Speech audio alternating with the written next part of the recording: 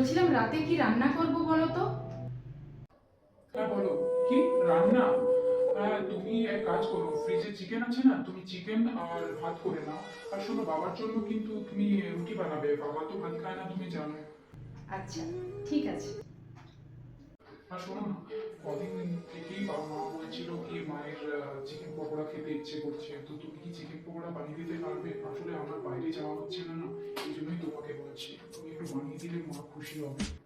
আচ্ছা, ঠিক আছে। কি গো, রান্না করছো? হ্যাঁ গো, রান্না করছি, কিছু বলছো? আসলে শোনো না, তোমার সাথে একটা কথা ছিল। ওই যে তোমার জন্মদিনে আমি একটা তোমাকে কানের দুল দিয়েছিলাম না, ওইটা আসলে দিদির খুব পছন্দ হয়েছে। তো তুমি কি দিদিকে দিয়ে দিতে পারবে? আসলে না দিলে ও কষ্ট পাবে বলো, দিয়ে দিলে ও খুশি মনে বাড়ি চলে যাবে। ঠিক আছে, দিয়ে দেব। জানো তো, তুমি খুব ভালো। তুমি সব সময় তোমার পরিবারের কথা ভাবো। তুমি ভাবো তোমার মা কিভাবে খুশি থাকবে, তোমার দিদি কিভাবে খুশি থাকবে, তোমার বাবা কিভাবে খুশি থাকবে। তার জন্য তুমি সব সময় আমাকে বলতে থাকো, তুমি এইটা করো মা খুশি হবে, সেইটা করো বাবা খুশি হবে, ওইটা করো দিদি খুশি হবে।